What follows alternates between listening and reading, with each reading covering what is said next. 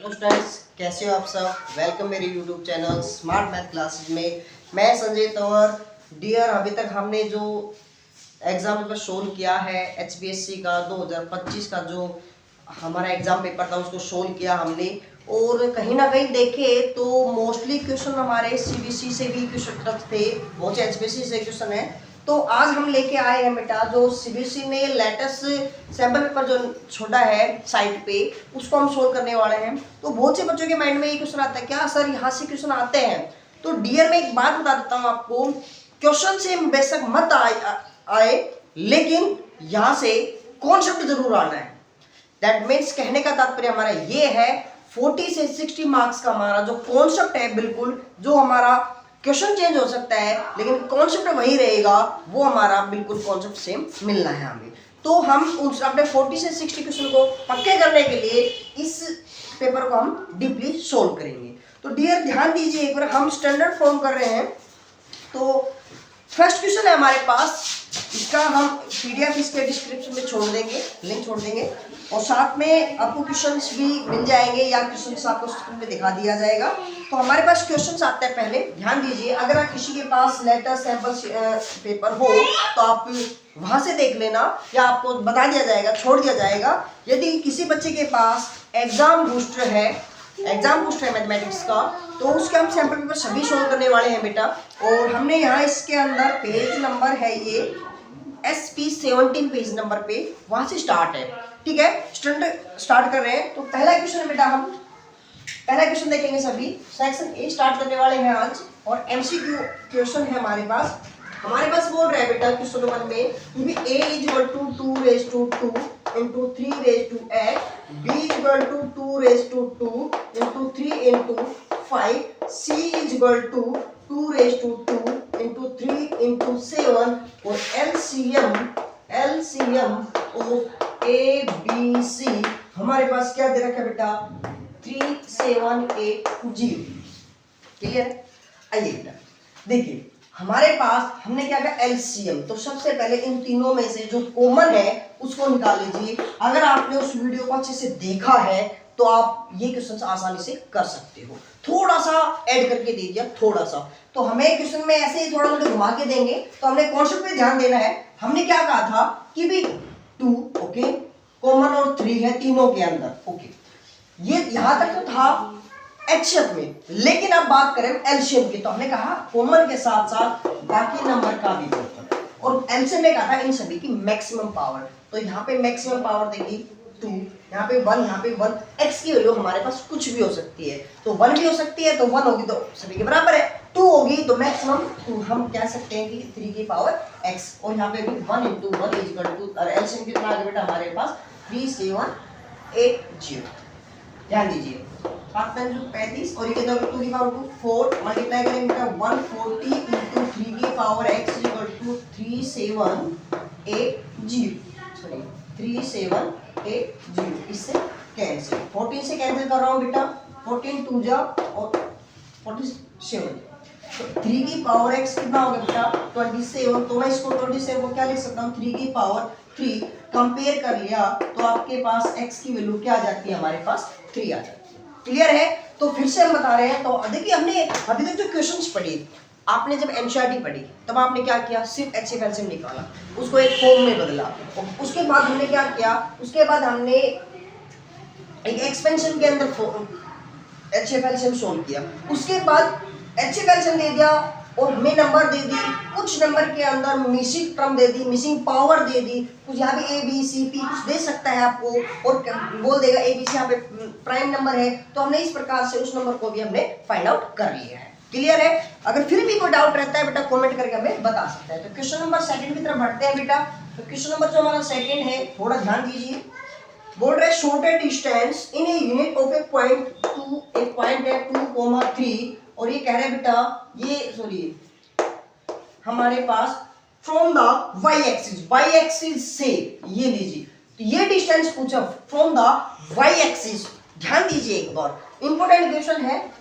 यहां से from the Y distance मतलब ये डिस्टेंस मेजर कर, तो मैं ये कह सकता हूँ इस पॉइंट को यहां से कि भाई यहां से यहां तक है मेरा 2 है, ये 0.20 है, ठीक है। और यहां से यहां तक पॉइंट 0, 3 है, मतलब यहाँ तक 3 है बेटा। भाई यहाँ पे 2 था x की वैल्यू और यहाँ पे y की वैल्यू 3 था, उस केस में हमारे पास पॉइंट बना था 2,3। तो हमें पूछ रहा है ये जो y एक्सिस है यहाँ से ये डिस्टेंस कितनी है, तो ये डिस्टेंस हमारे पास किसकी है बेटा, यहाँ से लेकर यहाँ तक की x की वैल्यू है मतलब 2। तो हम यहाँ पे जो आंसर होगा वो क्या कहेंगे हम, 2 यूनिट। तो आपके माइंड में जब भी आए कॉन्सेप्ट तो आप सीधा क्या कहोगे, यदि आपसे डिस्टेंस फ्रॉम y एक्सिस पूछ लेता है तो आप क्या बताओगे, जो x का कोऑर्डिनेट है आपके पास, ठीक है। और यहाँ पे फ्रॉम द x एक्सिस पूछ लेता है तो y इज इक्वल टू जो आपके पास y का कोऑर्डिनेट होता है। क्लियर है। अब माइंड में आता है डिस्टेंस पूछ, सर मान लीजिए एग्जाम में आ गया हमारे पास 3,4 और उसने बोल दिया फ्रॉम y एक्सिस, क्या हम y इज इक्वल टू -3 कहें, सॉरी x इज -3 के, नहीं बेटा। क्यों, क्योंकि डिस्टेंस कभी भी मेजर नेगेटिव के अंदर मेजरमेंट नहीं की जाती। यहाँ पे आंसर होगा 3 फ्रॉम y एक्सिस, बोल रहे थे x की वैल्यू देखना है। सर माइनस क्यों नहीं ली, क्योंकि माइनस का जो साइन है वो आपको डायरेक्शन को रिप्रेजेंट करने के लिए दिया जाता है कि ये माइनस जो वैल्यू है वो लेफ्ट साइड में है या राइट साइड में है। अगर नेगेटिव है लेफ्ट साइड में, पॉजिटिव है राइट साइड में। y की बात करूं तो y पॉजिटिव ऊपर, नेगेटिव नीचे, तो जो नेगेटिव है वो हमें डायरेक्शन को रिप्रेजेंट करने के लिए दी जाती है। क्लियर है। आई होप इस प्रकार के क्वेश्चन जो भी आएंगे वो आप सोल्व कर पाओगे। अगला क्वेश्चन है क्वेश्चन नंबर 3 हमारे पास है बेटा, ध्यान दीजिए। If the line given by, लीजिए एक लाइन है जो हमें इस प्रकार से गिवन है, और बोल रहे आर नॉट पैरेलल।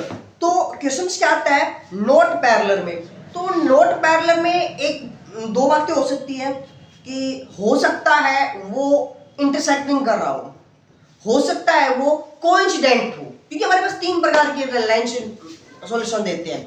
भाई हमारे पास या तो दोनों लाइन क्या मिलेंगी, पैरेलल मिलेंगी कि भाई दोनों लाइन पैरेलल, लेकिन इसने एक साफ साफ बोल दिया कि वो लाइन पैरेलल तो है नहीं, तो इसका मतलब या तो वो इस प्रकार से इंटरसेक्ट कर रही है या फिर दोनों लाइंस एक दूसरे पे कोइंसिडेंट है, मतलब दोनों ऊपर नीचे है। तो हम यहाँ दोनों सॉल्यूशन को पुट करेंगे। तो पहला मैं सबसे पहले तो हमने क्या करना है, वेरिएबल को एक तरफ या तो कांस्टेंट को एक तरफ करो, लेफ्ट साइड में या राइट साइड में, तो मैं इसको उधर लेके जाऊंगा बेटा, प्लस का 1 माइनस का 1 हो जाएगा। कोएफिशिएंट का देखिए, x का कोएफिशिएंट का रेशियो, y का कोएफिशिएंट का रेशियो और कांस्टेंट का रेशियो। तो एक बात मेरे को ये समझ में आया कि या तो मेरे पास लाइंस क्या होगी, इंटरसेक्टिंग होगी, या मेरे पास लाइन क्या होगी, कोइंसिडेंट लाइन होगी। ठीक है, तो यहाँ पे हमारे पास दो सॉल्यूशन बनते हैं कि या तो हमारे पास तीनों इक्वल होगी ताकि हमारी लाइन कैसी बनेगी, कोइंसिडेंट लाइन होगी, या हमारे पास दूसरी क्या होगी, या हमारे पास ये होगी कि लाइन इंटरसेक्टिंग होगी। इंटरसेक्टिंग में हमारे पास सॉल्यूशन क्या होगा, 2k/4 में not equal to 3/2 not equal to 2k/4 में 5। क्लियर है। अब हम दोनों से क्वेश्चन को लेके चलते हैं, यहां से लेके चला मैं तो क्रॉस मल्टीप्लाई कर दिया, क्या अगर 15 is equal to not equal to 2k, k is equal to not equal to 15/2। एक केस से तो हमें वैल्यू ये मिलती है और एक केस से यहां से भी मैं सोल्व करता हूं, ध्यान दीजिए यहां से मैं सोल्व करता हूं तो ये हो गया 15 इज इक्वल टू 14k और यहां से क्या बेटा ओके, और k इज इक्वल टू 15/4। ठीक है, सॉरी यहाँ पे भी 2 टू 4 आना था बेटा, सॉरी यहाँ पे भी, ठीक है 2 टू 4 की। अच्छा, इसके साथ साथ एंड इसमें क्या था दूसरा, इसको करते हैं बेटा 2k माइनस का 2k इज इक्वल टू 10, इससे कैंसिल 5 माइनस उधर चला जाएगा k की वैल्यू माइनस का 5। तो एक बात साफ साफ क्लियर एक बात हो रही है क्या कि हमारे पास है ना k की value not equal to 15/k, कि भाई इसकी वैल्यू 15/k के बराबर नहीं है, दूसरा k के बराबर है। लेकिन ऐसा सिचुएशन एक साथ, क्योंकि हमारे पास दोनों केस है ना, एक साथ ऐसा नहीं हो सकता कि भाई उस केस में k की वैल्यू 15/k भी है और 15/k के बराबर नहीं है, दूसरा कह रहा है k की वैल्यू -5 है। इसके ऑप्शन की बात करूं तो ऑप्शन, पहले ऑप्शन में है 15/k और दूसरे ऑप्शन में है -15/k और तीसरा जो ऑप्शन है हमारा वो क्या है बेटा, C, और चौथा जो ऑप्शन है बोल रहा है तीसरा ऑप्शन दिया हुआ है एनी रेशनल नंबर, और चौथा दिया हुआ है इसने any rational number having 4 as denominator, कि डिनोमिनेटर में 4 ही होगा हर बार। तो ऐसा कुछ जरूरी नहीं है। तो एक बात है बेटा, अगर ये k की वैल्यू 15 ये करें नॉट इक्वल टू, अकेले ने बता दिया ये, यहां अगर मैं बात करूं तो इसके अंदर अगर 15 k लेता हूं, ठीक है बात, इसके साथ में इसको ओबे करना जरूरी है। तो इसको ओबे कब करेगा, जब इस केस में k की वैल्यू भी क्या आएगी, 15 में 4 आएगी। लेकिन इसमें तो ये 15 नहीं आ रही, तो यानी ये दोनों सेम रिजल्ट नहीं दे रहे। अब सेम रिजल्ट नहीं दे रहे, इसलिए मैंने कहा कि ये दोनों गलत है। या तो ये दोनों यहाँ पे इसको सोल्व करो तब भी k की वैल्यू -5 आनी थी, इसको दोनों को सोल्व करें जब यहाँ पर इन दोनों को सोल्व करूं तब k की वैल्यू 15/4 आनी थी। तो इसका मतलब यहाँ पे हमारे पास सॉल्यूशन हमारा पक्का नहीं मिला। तो इसने अकेले ने क्या दे दिया कि k की वैल्यू ना 15/4 नहीं लेना है। क्लियर है, नहीं लेंगे, इसका मतलब ये सॉल्यूशन खत्म। तो सिर्फ हमने क्या लेना होगा -5। तो इसके अंदर -5 का तो कोई ऑप्शन नहीं है, तो हमारे पास जो ऑप्शन बी है वो हमारा करेक्ट आंसर है, 15/4 नॉट इक्वल। क्लियर है। नेक्स्ट क्वेश्चन की तरफ बढ़ते हैं बेटा, क्वेश्चन नंबर 4। तो ध्यान दीजिए एक बार, बोल रहा है एक क्वाड्रिलेटरल है, क्वेश्चन नंबर 4 है, क्वाड्रिलेटरल है ABCD, डी तक क्वाड्रिलेटरल दिया हुआ is drawn to circumscribe a cylinder. क्या कह रहे हैं, एक सर्कल को सर्कमस्क्राइब कर रहा है बेटा ABCD, और बोल रहा है BC कंप्लीट हमें 7 दी हुई है, CD हमें 4 दी हुई है, AD हमें 3 दी हुई है, AB ये हमें निकालनी है। यदि आपने एनसीईआरटी को अच्छे से पढ़ा है, कॉन्सेप्ट को समझा है, तो यदि तो 10.2 है, क्वेश्चन नंबर जो आपका 11 है, क्वेश्चन नंबर 8, 10.2 का क्वेश्चन नंबर 8 जो है, अगर आपने उसको अच्छे से पढ़ा है तो याद कीजिए ऐसा बनाया था हमने, और उसमें हमने ये प्रूव किया था सम ऑफ अपोजिट साइड किसके बराबर निकाली थी बेटा, इधर के सम ऑफ अपोजिट साइड, मतलब AB प्लस में BC। तो AB हमें नहीं पता, और बेटा DC हमें 4 इक्वल टू AD हमारे पास 3 इक्वल टू 7, ये हो गया बेटा 10। 4 उधर जाएगा माइनस में, तो AD किसके बराबर हो जाएगा, 10 - 4 इक्वल टू 6। जो सेंटीमीटर मीटर जो भी सेंटीमीटर दिए हुए तो सेंटीमीटर, ठीक है, 6 सेंटीमीटर, जो ऑप्शन आपका C होगा। क्लियर है। तो ये जो बड़े क्वेश्चन है, जरूरी नहीं होते कि भी पूरा क्वेश्चन कॉन्सेप्ट दे देगा, वो एनसीईआरटी को आपने जब भी पढ़ो। अब बहुत से बच्चे के माइंड में एक चीज होती है, सर एनसीईआरटी को मैंने घोट के पी लिया लेकिन एनसीईआरटी का क्वेश्चन ही नहीं आया। एनसीईआरटी के क्वेश्चन सर एचपीएससी में तो लोग कहीं भी दे देते हैं, लेकिन सीबीएसई में नहीं देते। ये आपका सिर्फ माइंड का एक वहम है, जो आप ये कहते हो कि सर हमारा क्वेश्चन नहीं आता है। क्यों? क्योंकि उसका concept same as it is ही आपको मिलता है, सिर्फ उसकी लैंग्वेज हल्की सी चेंज कर दी है। राम की जगह रामू कर दिया, श्याम की जगह मोहन कर दिया, या और कुछ कर दिया, थोड़ा सा बदल के दे दिया कि मैं बस से चल रहा हूँ, उस बस की जगह ट्रेन दे दिया। इस प्रकार से क्वेश्चन को थोड़ा सा चेंज कर देता है, तो हमें इस पे थोड़ा फोकस करना है बेटा। तो नेक्स्ट क्वेश्चन है क्वेश्चन नंबर 5, ये 4 था बेटा। तो क्वेश्चन नंबर 5 की तरफ बढ़ते हैं। तो 5 हमारे पास क्या हो जाएगा, कह रहे हैं secant theta plus tan theta की वैल्यू x है, तो उस केस में secant theta minus tan theta की वैल्यू बताइए। तो एक बात याद रखिए, क्या इन दोनों का कॉन्सेप्ट दे दे, और हो सकता है अपने एग्जाम में ये आ जाए, और आने की संभावना भी है। जब अगर आपको जरूरी नहीं 4 यहाँ पे 4 दे दिया, x ही दे, कुछ भी दे सकता है, p दे दिया, बदल मतलब कॉन्सेप्ट पे ध्यान देना आपने, और इसकी वैल्यू पूछ ली, या फिर माइनस दे दे तो प्लस की वैल्यू पूछ ली। तो जो कॉन्सेप्ट है वो सीकेंट प्लस 10 और या सीकेंट माइनस 10 इनका एक साथ बनेगा। दूसरा कोशिएंट प्लस कोट या कोशिएंट माइनस कोट, इनका कॉन्सेप्ट एक साथ बनेगा। तो हमने क्या करना है कि मैं ये कह दूंगा कि ये जो हमने वैल्यू लिखी है ना, ये दोनों और ये दोनों एक दूसरे के रेसिप्रोकल, क्या है, एक दूसरे के रेसिप्रोकल है। दैट मींस मैं ये कह सकता हूं, अगर मैं इसको सीधा आंसर बिना देखे बिना समझे करना चाहूं, तो मैंने कहा ये x है तो ये 1/x, ये p है तो ये 1/p, बिना सोल्व किए। सर कैसे? सर कैसे? देखिए बेटा, अगर आपने सेम बाकी सभी का कॉन्सेप्ट यही है, इसका रेशनलाइजेशन कर दीजिए। लीजिए मैंने क्या कर दिया, सीकेंड माइनस टेन थीटा से मल्टीप्लाई कर दिया और secant theta minus tan theta से डिवाइड कर दिया, ए प्लस बी इंटू ए माइनस बी। क्या बन जाएगा आपके पास, सीकेंड स्क्वायर थीटा माइनस में टेन स्क्वायर थीटा अपॉन में सीकेंड थीटा माइनस में टेन थीटा। तो ये हमारे पास मान लीजिए एक्स दिया हुआ था, okay. Secant square theta minus ten square theta, तो ये आइडेंटिटी बेटा आपके पास 1, तो मैंने इधर कहा ये भी 1, रेसिप्रोकल कर दिया तो ये हो जाएगा बेटा secant theta minus tan theta, इधर हो जाएगा 1 अपॉन में x। क्लियर है, समझ में आया? सेम यही कॉन्सेप्ट रेसिप्रोकल। तो हमें एक बात याद रखनी है, कोसेकेंड और कोट, सीकेंड और टेन प्लस माइनस एक दूसरे के क्या होते हैं, रेसिप्रोकल होते हैं। क्लियर है, इंपॉर्टेंट क्वेश्चन है, यहां से इनमें से क्वेश्चन पूछना बहुत संभावना है, ठीक है ना बेटा। तो नेक्स्ट क्वेश्चन की तरफ बढ़ते हैं हम। क्वेश्चन नंबर 6 है, कह रहे हैं कि आपके पास नीचे जो दी गई इक्वेशंस है वो इज नॉट क्वाड्रेटिक इक्वेशंस। तो मैं चारों ऑप्शन लिख रहा हूं, ठीक है। दूसरा दे दिया एक्स, सीधा जज मत क्या करो कभी भी, कई बार ऐसी सिचुएशन आ जाती है सीधा जज करते ही क्वेश्चन, वैसे नहीं यहाँ पे क्लियर भी हो लिया है आपके, अगर आपने थोड़ा ध्यान दिया हो।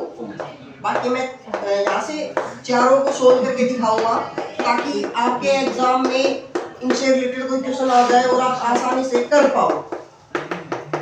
बेटे बातें नहीं, ध्यान दीजिए एक बार। सबसे पहले इसको एक्सप्लेन कर दीजिए, ए प्लस बी का whole square, a square plus b square plus 2ab,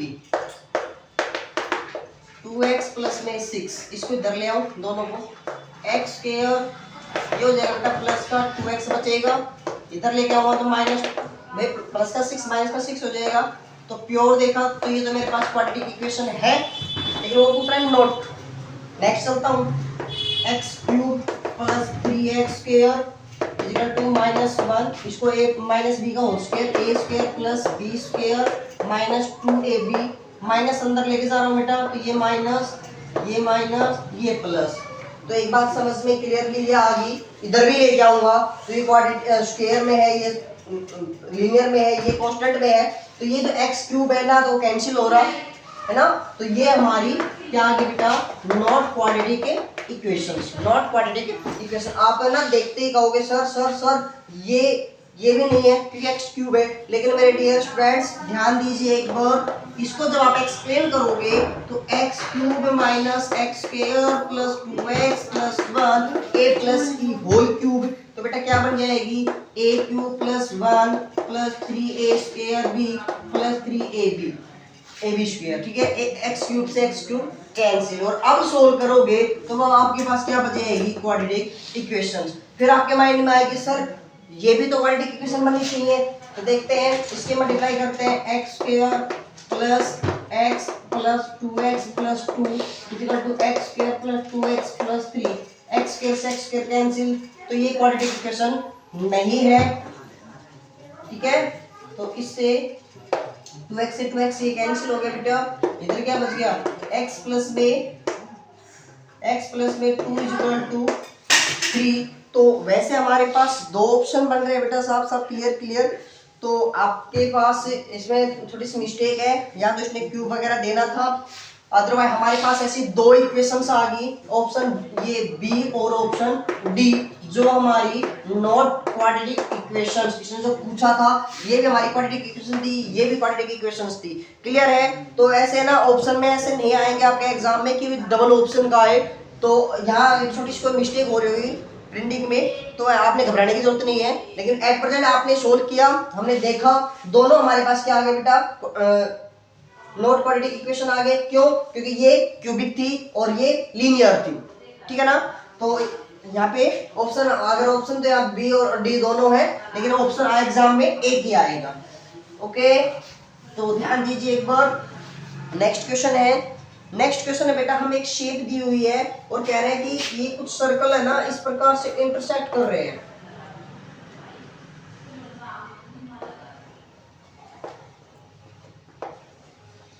तो ध्यान दीजिए एक बार, मतलब मैं इसको एक को निकाल देता हूँ, फिर उसके बाद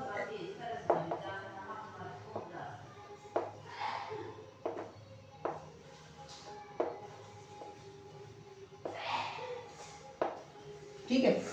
तो अगर मैं बात कर दूं कि बेटा अगर सर्कल को इस प्रकार से पार्ट में डिवाइड करता हूं तो आपको पता है ये क्या बन जाता है, माइनर सेगमेंट बन जाता है। तो ये माइनर सेगमेंट है, देखिए एक सेम है और सभी बोल रहे इक्वल है, सभी इक्वल है। तो 1 2 इधर 3 4 5 6 7 8, तो मैं क्या कर लूं, एक का निकाल के 8 से मल्टीप्लाई कर लेता हूं। लीजिए तो हम कैसे निकालते हैं, तो इसने ना रेडियस दे दी, इसने के साथ में क्या बोल रहे हैं बेटा, हमें बोल रहे हैं given the figure diagram okay 5 congruent circle, सारे सर्कल की जो रेडियस है वो सेम है और रेडियस दे दी हमें 1 सेंटीमीटर। साथ में कह रहे इंटरसेक्टिंग टू कोड द इंटरसेक्टिंग टू कोड्स, और जो लेंथ है ध्यान दीजिए, जो लेंथ है टेंजेंट की सॉरी कोड की वो भी 1 सेंटीमीटर है।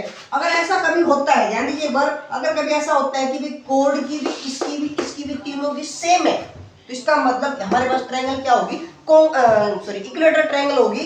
तो इक्विलेटरल ट्रायंगल होगी तो हमारे पास थीटा कितना आ गया 60 डिग्री। तो ज्यादा नहीं सोचते हम, दैट क्या करेंगे, हमारे पास 8 आया था, 8 into area of minor segment, ठीक है। 8 इंटू क्या होता है बेटा, थीटा कोण 360 pi r square minus area of triangle क्या होता है 1/2 आर स्क्वायर साइन थीटा। तो ध्यान दीजिए बेटा 8 इंटू, तो यहाँ हो जाएगा 60 अपॉन में 360, पाई को पाई रहने देता हूँ, इसको आर रेडियस हमारे पास 1 दी, 1 का स्क्वायर 1 माइनस 1/2, ठीक है। तो यहाँ पे 1 का स्क्वायर और साइन 60 की वैल्यू कितनी होती है बेटा, √3/2, इससे कैंसिल करने 6।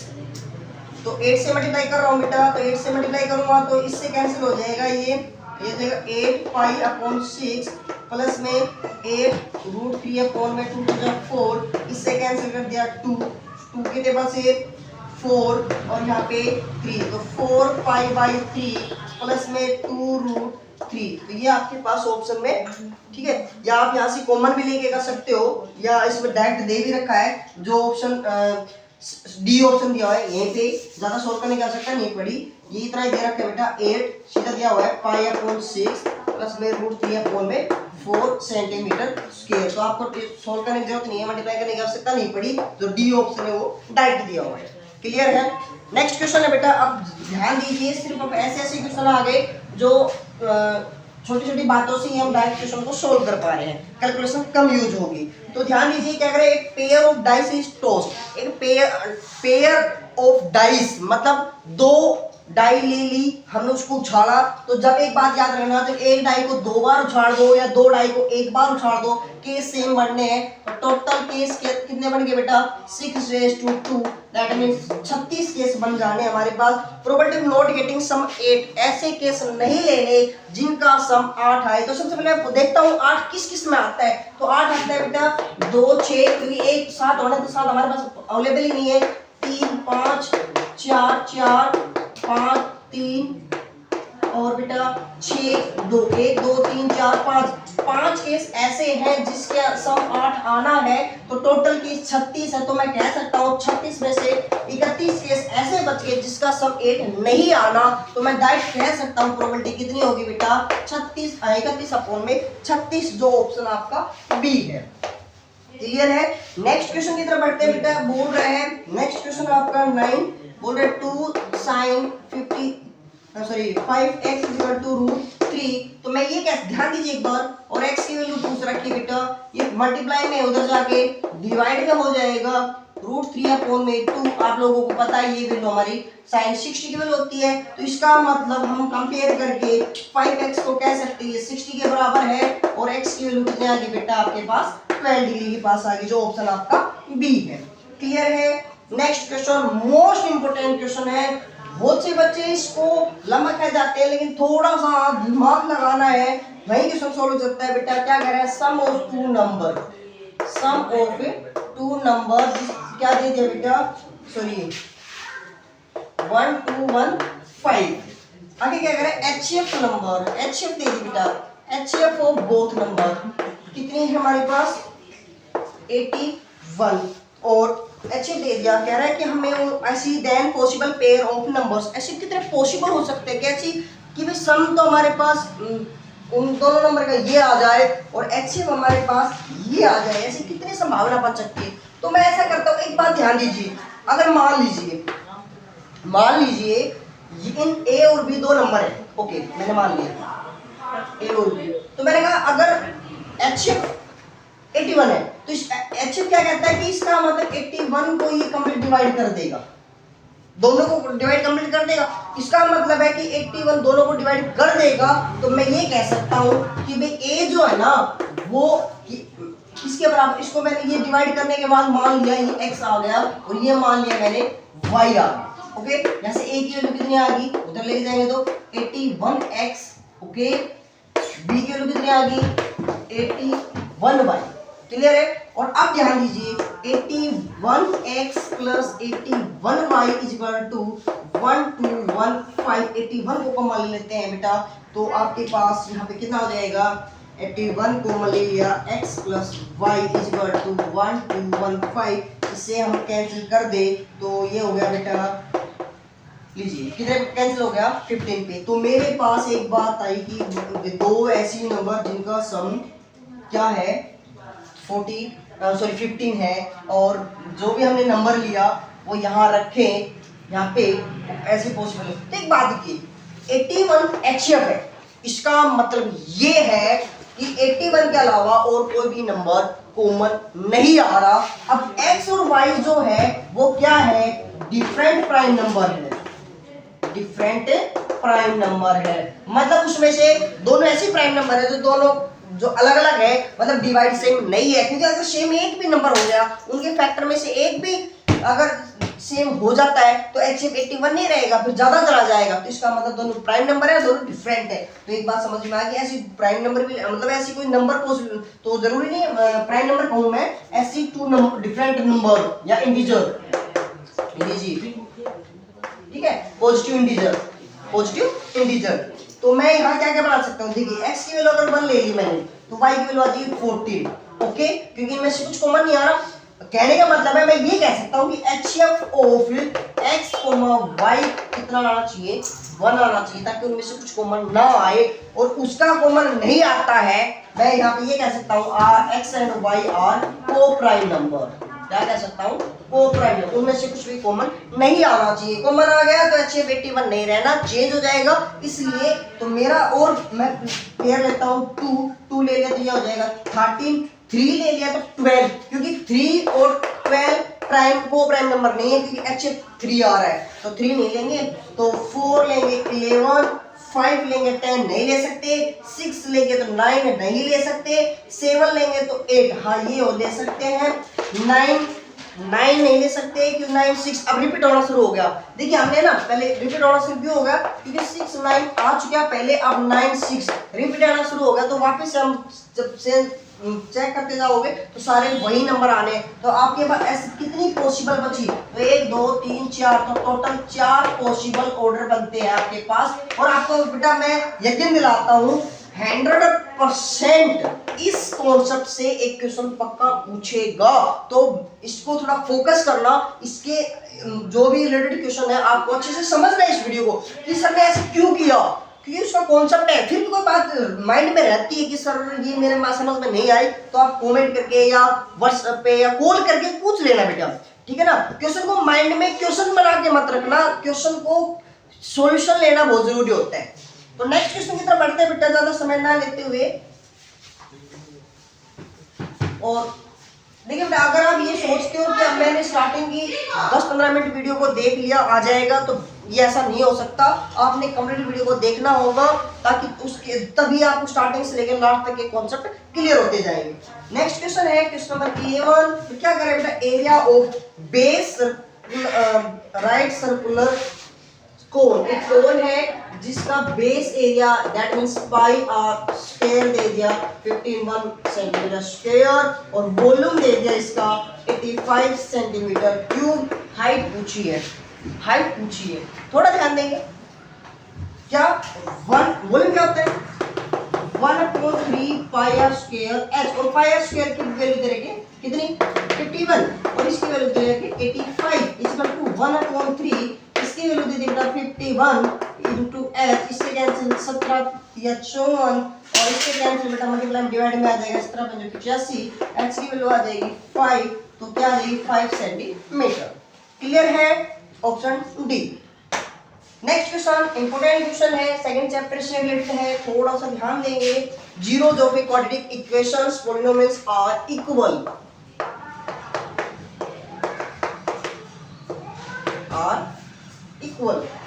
ठीक है, जो जीरोज है वो आपके इक्वल है, तो हो सकता है पॉजिटिव हो सकता है नेगेटिव, तो किस केस में, किस केस में, तो बेटा एक बार ध्यान दीजिए, हमने क्या कहा, अगर इक्वल है, एक कोई माइंड में कोई भी क्वेश्चन ले लेते, मैं ले लेती हूँ, ये ले रहा हूँ,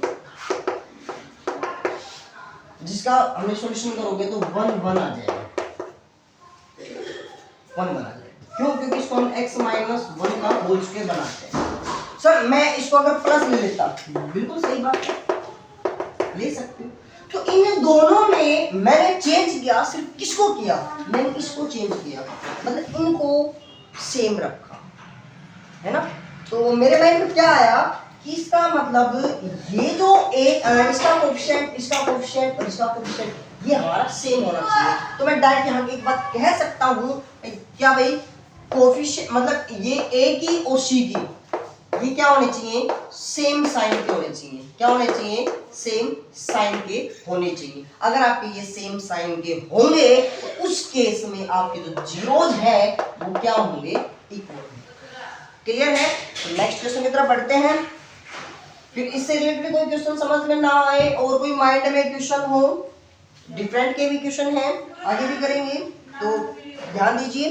क्या है बेटा, area of sector of radius 21 centimetre, तो रेडियस दे दी बेटा हमें 21 सेंटीमीटर, लेंथ ऑफ आर्क दे दिया 22 सेंटीमीटर, एरिया हमें फाइंड करना है। तो ध्यान दीजिए बेटा, एरिया ऑफ सेक्टर क्या होता है, theta upon 360 into pi r square, ठीक है। अच्छा एक थोड़ा सा ध्यान दीजिए, एल किसके बराबर होता है, theta upon 360 into 2 pi r. बहुत से बच्चे पता क्या करते हैं, यहां से आर की वैल्यू निकालेंगे, फिर वहां पुट करेंगे, आर की वैल्यू तो दे रखी, थीटा की वैल्यू निकालेंगे, वहां पुट करेंगे। मत कीजिए डियर, मत कीजिए, आप इसी को वो बनाने की कोशिश कीजिए।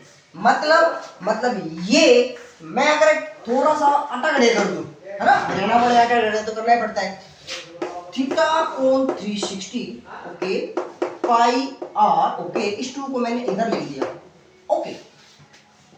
मैंने कहा मान लीजिए मेरे को ये चीज बनाने के लिए अगर r का स्क्वायर मतलब r से मल्टीप्लाई और कर दूं, मैंने क्या किया, लीजिए दोनों तरफ r से मल्टीप्लाई कर दिया, तो ये क्या बन गया, r इंटू आर स्क्वायर। तो मैं क्या कह रहा हूं बेटा, r into L is equal to, तो ये बनेगा मेरा a इंटू 2, और मेरे को a चाहिए, 2 डिवाइड में से जाएगा, तो क्या हो जाएगा 1/2 इंटू आर इंटू एल। तो आप क्या कह सकते हो कि 1/2 इंटू आर है 21 इंटू एल है 22, इसे काट दिया 11 2 3 1 सेंटीमीटर स्क्वायर।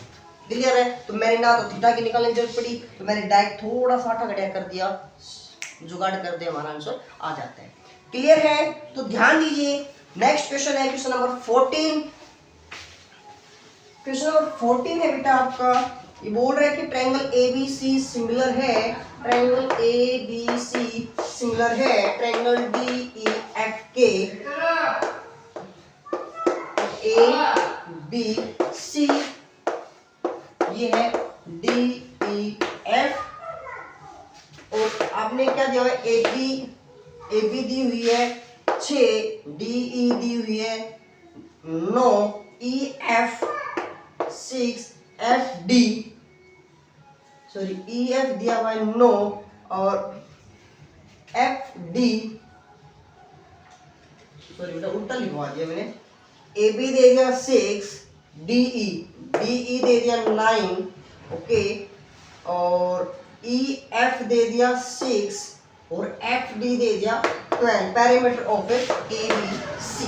ध्यान दीजिए एक बार, हमने कहा ट्रायंगल ABC है वो DEF के सिमिलर है, तो हमने इसका मतलब इनकी जो साइड्स है वो प्रोपोर्शनल है। इसको मैं x मान लेता हूँ, इसको मैं y मान लेता हूँ। ओके, 6/9 इज इक्वल टू भाई AB DE की, ओके, BC EF की, ओके, AC DF की। तो x अपॉन में 6, y अपॉन में f की, ठीक है। एक बार इन दोनों को ले लीजिए, एक बार इन दोनों को ले लीजिए। इन दोनों को जब लोगे तो बेटा कितना हो जाएगा, ये 6 डिवाइड मैंने लिया 6/9 और ये 6 डिवाइड में मल्टीप्लाई में क्या बच गया x, तो ये हो जाएगा बेटा ऊपर होगा 36 मल्टीप्लाई और इसे कैंसिल कर देंगे 4, तो x की वैल्यू आ जाएगी 4, ये साइड आ जाएगी आपकी 4। और साथ जब हम यहाँ बात करते हैं इन दोनों से 6/9 इंटू ये 12 इधर चला जाएगा, ध्यान दीजिए इसको 12 इधर चला जाएगा मल्टीप्लाई में हो जाएगा इज इक्वल टू y 12 6 जा 72/9 इज इक्वल टू y, इससे कैंसिल 8, y की वैल्यू होगी 8, तो ये आ जाएगी 8। तो बेटा हम पैरामीटर पूछा था, पैरामीटर क्या होता है, sum of all boundary side 6 + 4 + 8 is equal to 18 centimetre, ठीक है। तो ये जो क्वेश्चन है आपके पास ऑप्शन हमारे पास यहाँ सी है, जो हमारे क्वेश्चन 14 था, क्लियर है। तो हमें ऐसे क्वेश्चन बहुत से मिलेंगे आपको। तो नेक्स्ट क्वेश्चन की तरफ बढ़ते हैं बेटा, ध्यान दीजिए एक बार, हमने और भी वीडियो बना रखे हैं एमसीक्यू में, ये और भी एक हल्के सोल्व करते चलेंगे। और बेटा क्वेश्चन बोल रहा है probability of letter chosen at random from the letter of word mathematics to vowel, मतलब मैथमेटिक्स MATHEMATICS,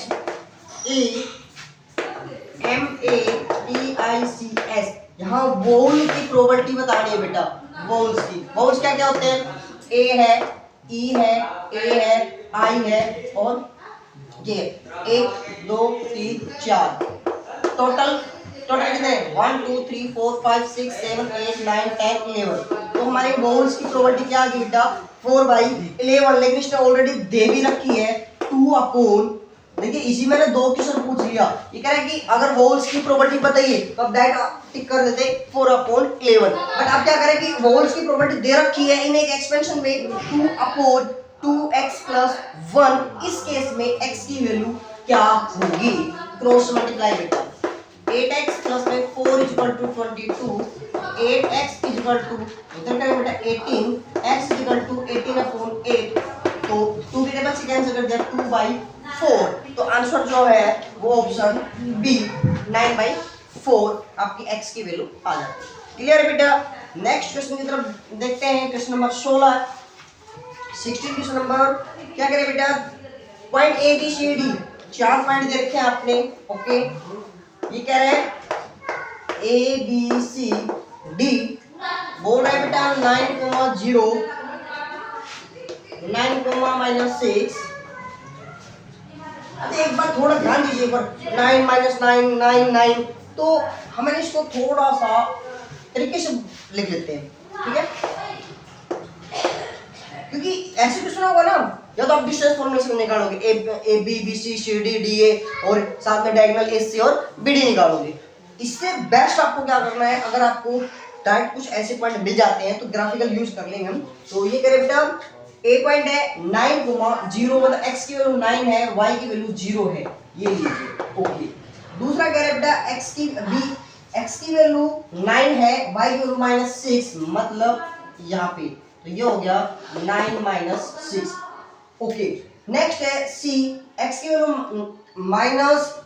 -9 है और y की वैल्यू 0, x की वैल्यू ये लीजिए यहाँ पे, ये लीजिए -9,0, ये c, ये a, यहाँ पे ये b।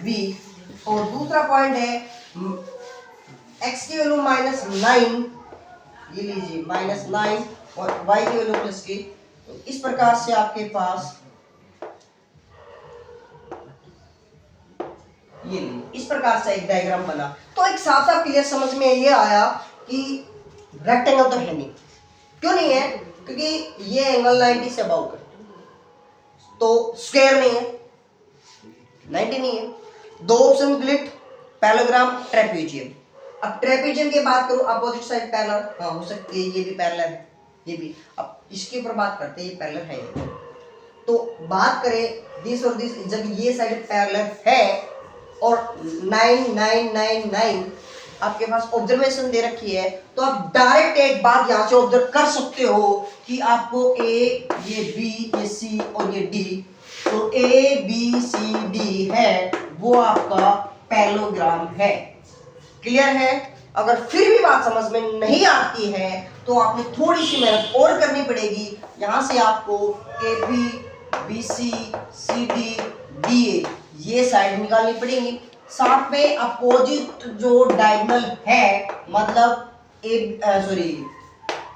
डी और बी सी, अगर ये दोनों डायगोनल्स, ध्यान दीजिए एक बार, अपोजिट साइड्स की बात करूं, ए बी का डी सी के बराबर आना, बी सी का डी ए के बराबर आना, तो यहां तक हमारे पास दो पॉसिबिलिटी बनाती है, रेक्टेंगल की और पैरेललोग्राम की। अब डिपेंड करते हैं उनके diagonal.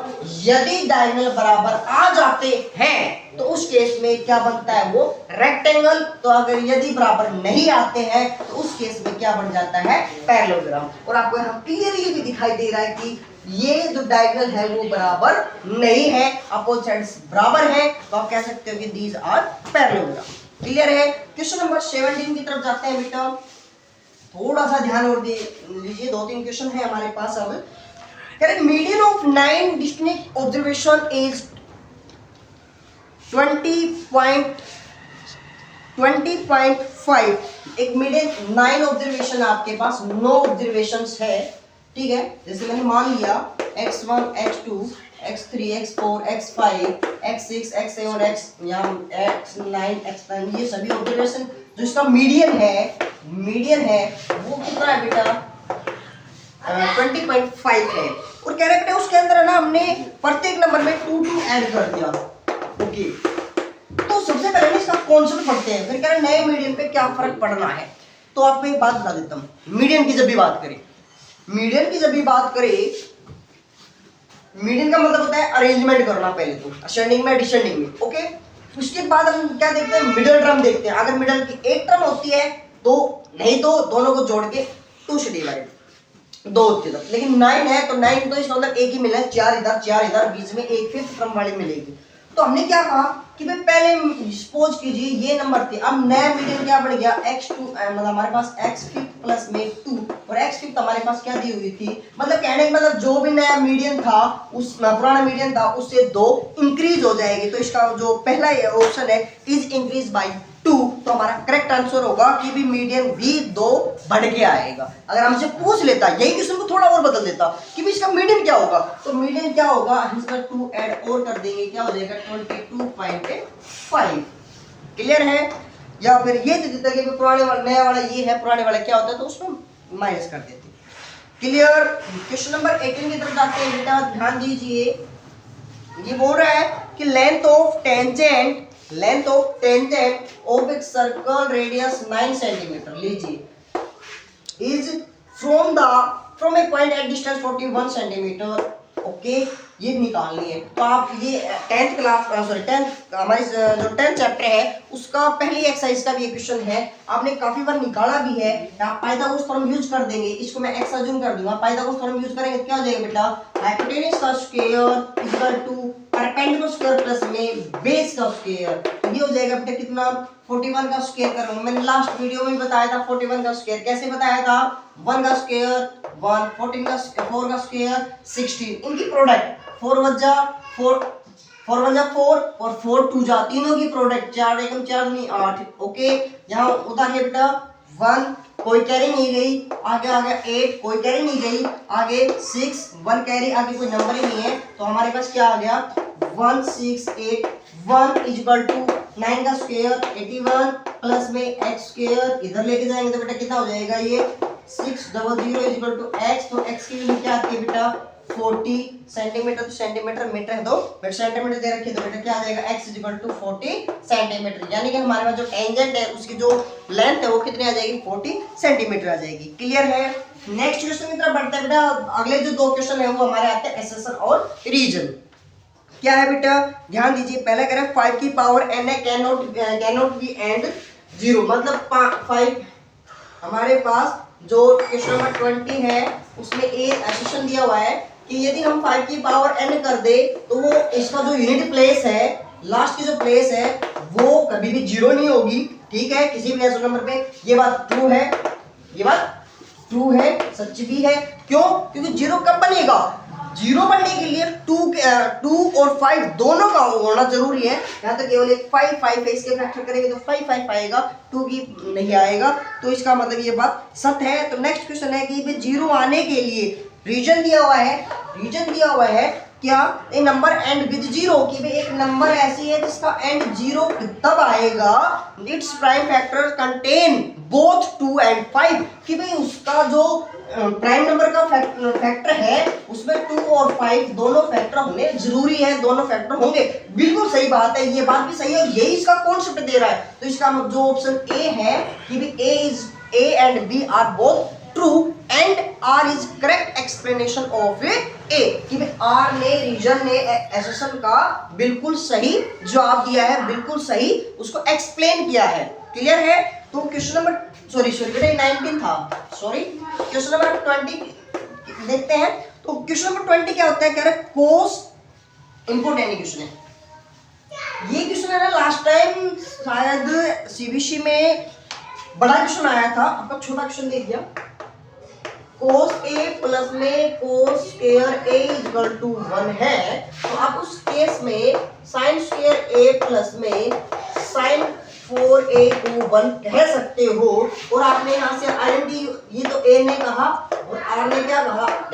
Sign square A plus cos square A equal to 1। बिल्कुल सही बात है बेटा। क्यों? ध्यान दीजिए, मैंने यहाँ से सॉल्यूशन निकाल, यहाँ से कोस की वैल्यू निकाल ली। कोस ए की वैल्यू क्या आ गई? इसको उधर लेके गया 1 माइनस कोस स्क्वायर ए और कोस ए इक्वल टू, ये यहाँ मैंने ऐसा क्यों लिखा? ठीक है, साइन स्क्वायर ए ऐसा क्यों लिखा? इस आइडेंटिटी की वजह से कि भी sine square plus cos square मेरा 1 होता है उनका सम। तो वैसे साइन स्क्वायर क्या निकाल सकता हूं बेटा? कोस स्क्वायर उधर माइनस चल जाएगा, 1 माइनस कोस स्क्वायर मैं इसको लिख सकता हूं। तो मैंने क्या कहा?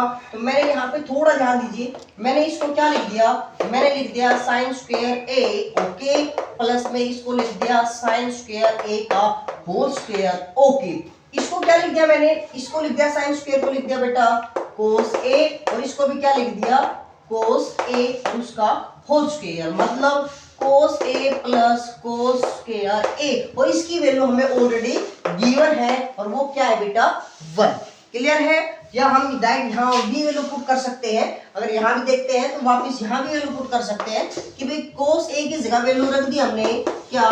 साइन स्क्वायर ए प्लस यहाँ क्या रख दी बेटा? साइन स्क्वायर ए और उसका स्क्वायर, फिर यहाँ आ जाता है बेटा equal to 1 sine square A plus में sine power a equal to sine की पावर 4 इक्वल टू 1। तो क्या आता है बेटा? यही हमें प्रूव करना था। तो हैंस प्रूव, हम ये कह सकते हैं बिल्कुल सही है ये बात। तो जो हमारा एसोसिएशन है वो बिल्कुल सही है, रीजन ये आइडेंटिटी है बिल्कुल सही है। और जो एसोसिएशन जो हमारा आया, ये हमने ये जो वैल्यू निकाली इसका हर जगह हम साइन स्क्वायर पुट कर रहे थे, जिसकी वजह से वो आई किस वजह से थी? आई भी इसी आइडेंटिटी की वजह से थी। इसका मतलब इस आइडेंटिटी का इसके अंदर यूज हुआ है और करेक्ट हुआ है। तो इसका मतलब जो ए और आर थे दोनों सही है और आर ने ए का करेक्ट एक्सप्लेनेशन दिया है। तो जो ऑप्शन ए है वो हमारा ऑप्शन होगा कि a and r are correct और true and r is correct explanation of A.